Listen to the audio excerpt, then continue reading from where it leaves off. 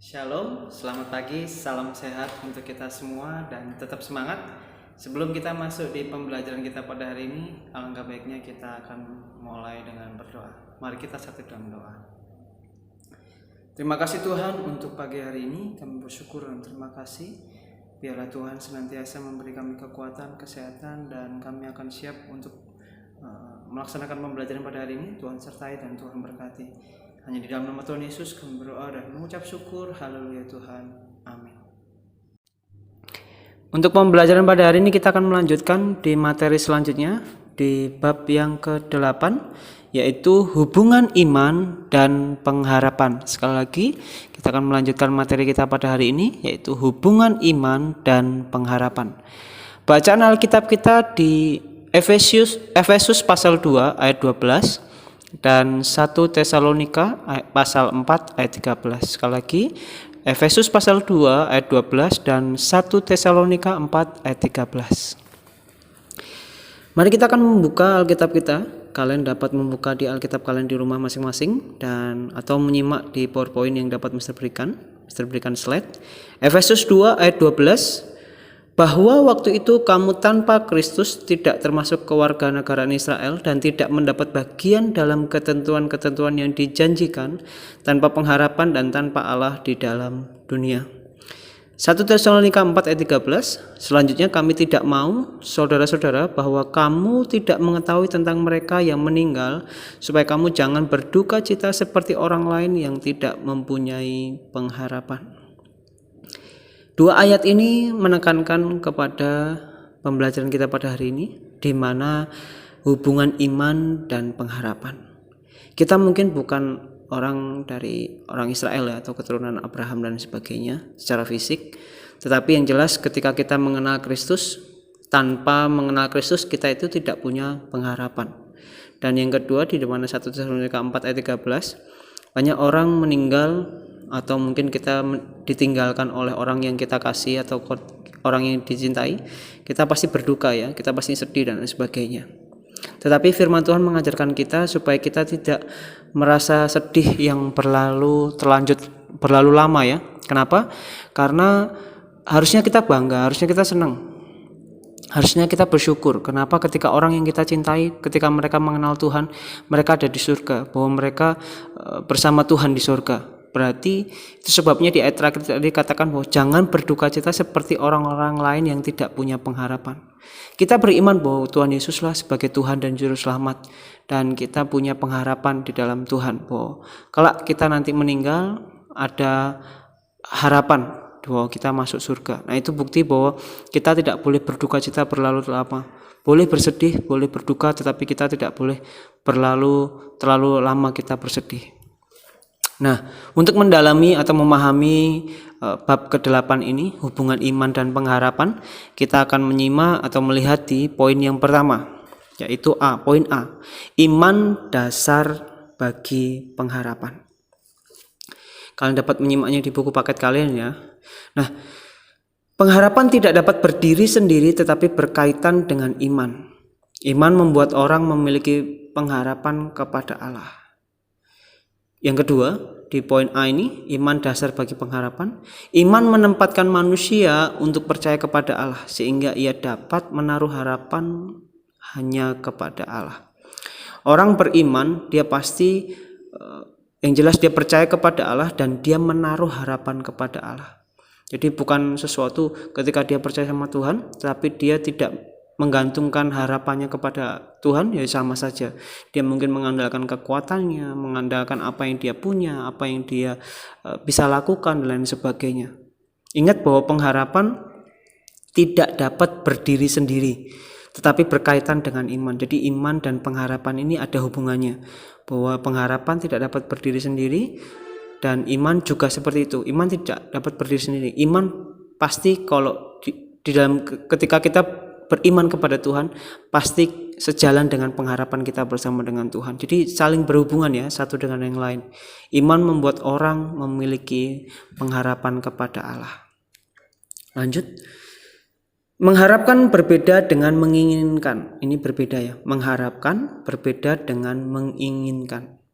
Menginginkan adalah sikap dan cara hidup duniawi, yaitu seperti orang yang diinginkan dan dipikirkan orang berdosa.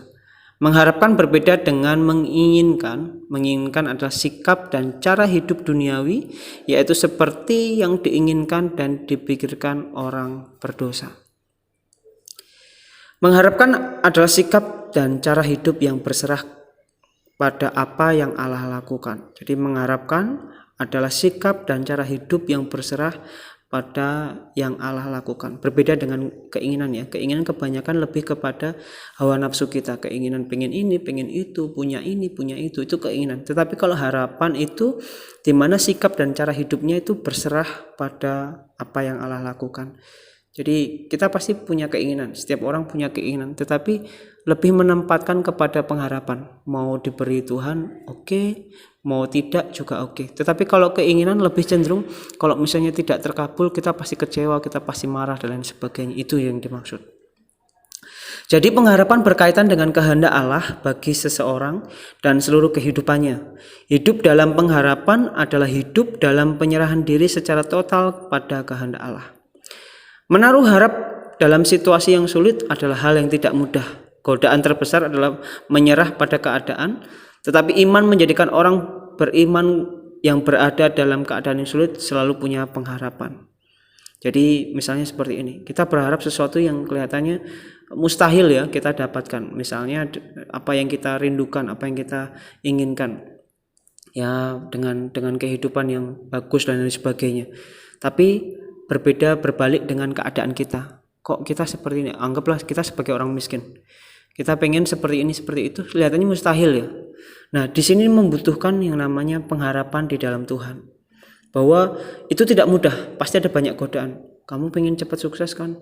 Gunakan cara ini, gunakan cara itu. Banyak godaan. Supaya sepertinya berjalan dengan lancar, kita jadi orang yang sukses dengan segala cara manusia kerjakan, baik menggunakan hal-hal yang bertentangan dan melawan kehendak Allah atau mungkin dengan dukun dan sebagainya. Itu kan bukan beriman kepada Tuhan. Tetapi orang yang beriman sepertinya ya saya miskin tapi saya ingin jadi orang sukses dan Tuhan berkati. Sepertinya mustahil, tetapi di situ kita membutuhkan yang namanya iman.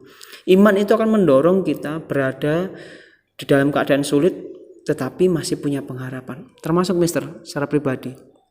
Mister dulu pernah ngerasa bahwa saya bisa nggak ke Bali dan sebagainya. Tapi dengan berjalan bersama dengan Tuhan, Tuhan memberikan jalan keluar dan sesuatu yang baik dalam setiap kehidupan kita. Setiap orang yang berpengharapan dan beriman kepada Tuhan. Dan Tuhan akan memberikan yang terbaik dalam kehidupan kita. Hidup bergantung sepenuhnya kepada Allah. Titik tolaknya adalah iman kepada Allah. Jadi kata kuncinya di mana kita berpengharapan yang kuat. Seperti tadi ya, kita miskin tapi kok punya pengharapan yang Tuhan berkati dengan sukses dan sebagainya. Itu tidak mudah, tetapi dibutuhkannya iman. Iman kepada Allah, iman dan pengharapan keduanya berjalan bersama menyongsong masa depan yaitu kehidupan kekal. Kita lanjut di poin ke B. Iman timbul dari membaca firman Tuhan. Jadi bagaimana kita tahu kita berpengharapan? Oke, sudah. Kita beriman, oke, kita akan beriman. Tetapi bagaimana kita beriman? Menjaga iman kita semakin kuat, kokoh, mana kita dapat melangkah dengan setiap kehidupan hari ini supaya lebih baik lagi. Nah, kata kuncinya ada di poin B ini. Iman timbul dari membaca firman Tuhan. Orang yang beriman, orang yang berpengharapan, dia akan menjalankan dengan sesuai dengan perintah Tuhan. Bagaimana perintah Tuhan itu? Yang jelas, kita sebagai anak Tuhan, sebagai orang Kristen, pasti membaca firman Tuhan. Ayo, buat kita siapa yang bolong-bolong untuk membaca firman Tuhan. Bagaimana kita tahu isi hati Tuhan, tapi kita jarang sekali membaca firman Tuhan. Nah, iman timbul dari membaca firman. Kita tentu punya sahabat. Mengapa kita bersahabat dengannya? Nah, jadi mengapa kita bisa bersahabat dengannya? Bukankah seringkali sahabat juga dapat mengecewakan kita dan seringkali sahabat tidak bersikap seperti yang kita inginkan? Kita bersahabat dengannya karena kita telah mengenalnya secara dekat, hubungan yang akrab itu terjadi karena kita dan sahabat kita sering bersama bercerita, beraktivitas bersama, di mana kebersamaan itu mengenal Sifat dan karakter sahabat kepada kita, pengalaman bersama dalam beberapa waktu lamanya, membuat kita dan sahabat kita bisa saling percaya. Maka biasanya kita lebih percaya kepada sahabat kita daripada saudara dan keluarga kita sendiri. Sahabat saling menjaga rahasia. Nah, apa sih yang dimaksud dengan cerita atau perikop kita pada hari ini tentang sahabat? Kalau kita melihat demikian juga iman dan pengharapan, keduanya tidak akan muncul secara tiba-tiba, saling berhubungan satu dengan yang lain.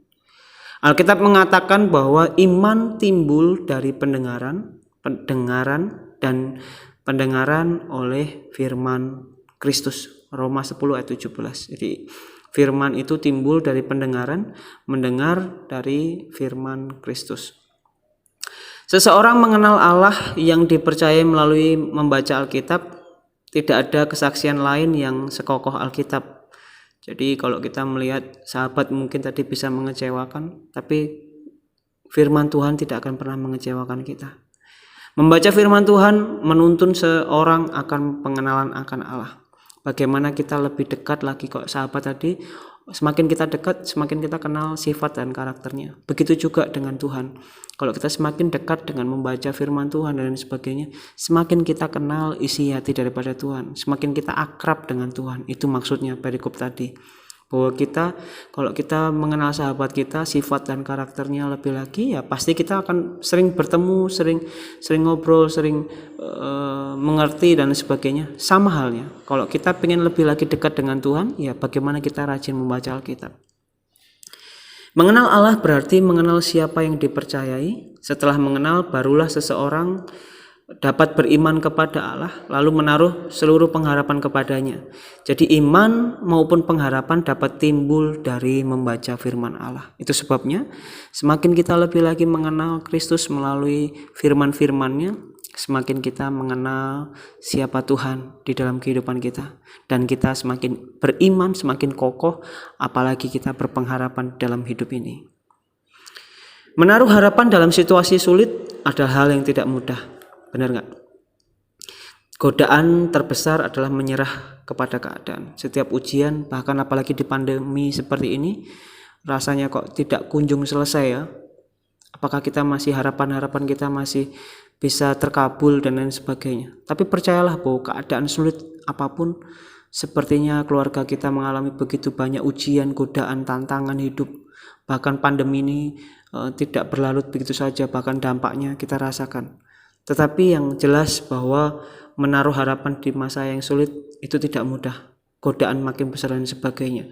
Tetapi iman menjadikan orang beriman tetap kuat. Itu sebabnya baca firman Tuhan, semakin di dalam Tuhan semakin kita mendapat kekuatan baru, semangat yang baru. Meskipun di masa pandemi seperti ini begitu banyak pergumulan dalam keluarga, dalam pekerjaan dan sebagainya, tapi Mister ingat bahwa firman-firman Tuhan yang selalu katakan bahwa Tuhan sekali-kali tidak pernah meninggalkan, bahwa langit tidak selamanya cerah, mungkin ada hujan, badai dan sebagainya. Tetapi yang jelas bahwa firman Tuhan atau Tuhan sendiri tidak pernah meninggalkan kita sendiri. Mungkin kita sering kali mendengar ya, langit tidak selalu biru, tapi janji Tuhan selalu menyertai. Tuhan tak pernah janji langit selalu biru, Tuhan tak pernah janji jalan selalu rata, tetapi Dia berjanji selalu menyertai. Itu pujian yang sangat memberkati buat kita semua. Itu sebabnya imanlah menjadikan kita semakin kuat dan memandang bahwa ada pertolongan daripada Tuhan. Kesimpulan pada hari ini, bisa berikan satu ayat firman Tuhan, Matius 6 ayat 33 sampai 34. Tetapi carilah dahulu kerajaan Allah dan kebenarannya, yaitu firman Tuhan, maka semuanya itu akan ditambahkan kepadamu. Apa yang kita rindukan, apa yang kita harapkan, Tuhan akan berikan yang terbaik. Tapi kata kuncinya, carilah dahulu kerajaan Allah. Sebab itu janganlah kamu khawatir akan hari besok, karena hari besok mempunyai kesusahan sendiri. Kesusahan sehari cukuplah untuk sehari. Janganlah kamu khawatir. Jangan kamu menyerah dengan keadaan, apalagi di pandemi seperti ini. Kesusahan sehari cukuplah untuk sehari, dan percayalah bahwa fokus mencari kerajaan Tuhan, mencari apa yang Tuhan mau dalam kehidupan kita, dan Tuhan akan sendiri yang akan menambahkan segala kerinduan, pengharapan-pengharapan kita. Itu saja yang dapat Mister berikan. Jika ada pertanyaan, kalian dapat WA kepada Mister secara pribadi. Tetap semangat di masa pandemi seperti ini, tetap sukacita dan jangan kehilangan iman dan pengharapan kita kepada Tuhan. Tuhan Yesus memberkati kita semua. Amin. Nah, kita tadi sudah belajar ya di materi pada hari ini. Kita tadi mengawali dengan berdoa, kita juga akan mengakhiri dengan berdoa. Mari kita satu dalam doa. Terima kasih Tuhan untuk pagi hari ini. Kami bersyukur dan terima kasih karena Tuhan senantiasa menolong kami dan menopang kami. Dan biarlah apapun yang kami pelajari pada hari ini, Tuhan berikan kami hikmat supaya kami dapat mengaplikasikan dalam kehidupan kami sehari-hari. Berkati kedua orang tua kami juga Tuhan yang saat ini bekerja. Terima kasih di dalam nama Tuhan Yesus. Haleluya Tuhan. Amin. Oke, sekali lagi tetap semangat, tetap jaga kesehatan dimanapun dan kapanpun kalian berada. Sekali lagi Tuhan Yesus memberkati untuk kita semua. See you next time. God bless you.